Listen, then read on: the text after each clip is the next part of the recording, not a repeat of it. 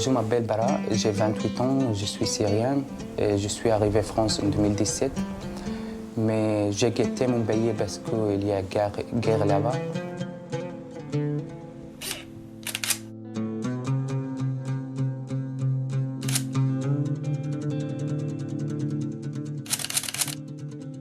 Les photos de Bara El Alabi ont été prises à Alep, en Syrie, entre 2011, l'année du début de la Révolution, et 2017, date à laquelle le jeune photographe a dû quitter son pays pour se réfugier en France.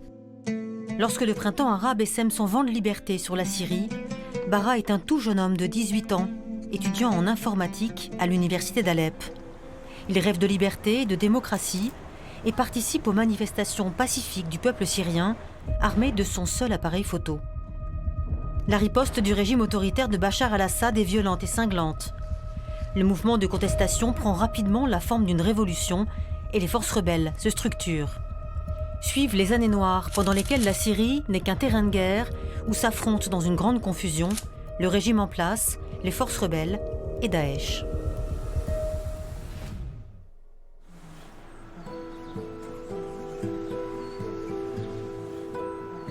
Nous retrouvons Bara sur les hauteurs du Havre, dans l'appartement qu'il occupe avec sa femme et ses 2 jeunes enfants. Il est revenu pour nous sur ces années de guerre en Syrie, dont il garde la mémoire intacte. J'ai commencé à prendre photo pour l'histoire, maintenant, il y a 12 ans, révolution en Syrie. S'il y a un jour, il y a justice. J'ai à peu près 40 000 photos. Quand j'ai allé pour prendre photo, il y a bombardement, par exemple, dans la rue.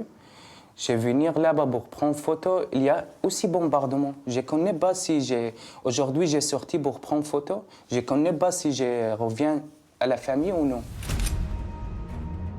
Ils sont faire bombardement sur l'école, ils font sur le marché, sur le mosquée, surtout. Sur l'hôpital, j'ai beaucoup de photos pour les enfants, ils sont morts dans l'école, dans l'hôpital, pour tout. En 2016, il y a un bombardement sur le marché, en Alep, al-Sukkari. J'ai arrivé là-bas, j'ai regardé, je connais, il y a un marché, mais je n'ai pas trouvé le marché. J'ai trouvé juste à peu près 100 personnes, ils sont mortes. Il y a personne, il n'y a pas le pied, il y a personne, il n'y a pas la main, il y a personne, il n'y a pas la tête. J'ai frisé, comme j'ai dit. Je ne peux pas prendre photo. Je regarde dans l'objectif de la photo et je ne peux pas bouger. Ça, il est très, très dur, très difficile. Tout le temps, je me souviens de ce jour.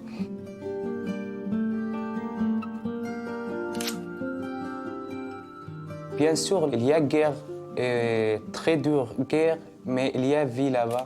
Je prends photo pour école, je prends photo pour marché, je prends photo pour mariage. La vie continue, mais il y a mort. J'ai perdu beaucoup de personnes, je connais bien. J'ai perdu mon frère, il est tué par un balle sniper. Le gouvernement syrien, ils sont tués. J'ai mon ami journaliste, ils sont tués par Daesh. Beaucoup de personnes, ils sont tués avec moi, à côté de moi. Je prends toutes les photos parce que j'étais dans le bombardement tout le temps. Le jeune garçon qui voulait tout photographier pour qu'on n'oublie jamais son pays s'est peu à peu transfiguré en un photographe de guerre au regard engagé. Bara devient correspondant pour l'agence France Presse. L'une de ses photos remportera même en 2015 le prix Foudjaïra du photojournalisme. Une reconnaissance gorgée d'amertume. Cette photo, je prends en 2014 en Alep, Bustan al-Qasr. Le quartier, il s'appelle comme ça. La photo, elle est très dure. Si le personne il regarde, peut-être il ne connaît pas, mais la photo, il expliquait qu'est-ce qui se passe en Syrie. Ça, franchement, il y a la photo, il y a un homme, il est très pur, il est amené la fille, il est courrier. Il y a 2 ou 3 personnes, ils sont regardent qu'est-ce qui se passe, ils sont pas connaissent qu'est-ce qui se passe. La fille, elle est fait comme ça, elle ne connaît pas si elle est morte, elle est vivre.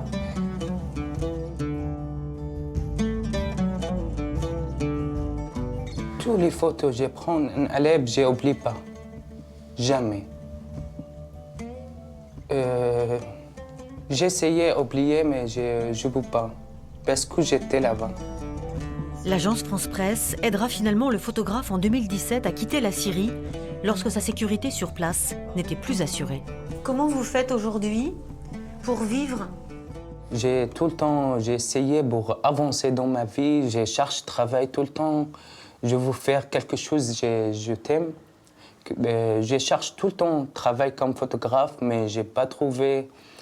J'ai commencé à travailler avec, il y a ici une association qui s'appelle Aquacofer Marine. J'ai commencé à travailler, ça fait 12 ans. J'étais content, j'ai à peu près des amis. Toute ma famille, ils sont pas proches à moi maintenant. Ils sont en Syrie. Moi, j'ai quitté toute ma vie là-bas. Ils restaient là-bas et moi, je suis arrivé ici. J'ai commencé par zéro. Pour tout, pour le papier, pour le travail, pour la maison, pour chercher un appartement pour habiter, pour acheter quelque chose pour la maison. Je suis arrivé ici franchement zéro. Et étape par étape, j'ai commencé pour la vie et elle continue. Je ne peux pas rester à la même place.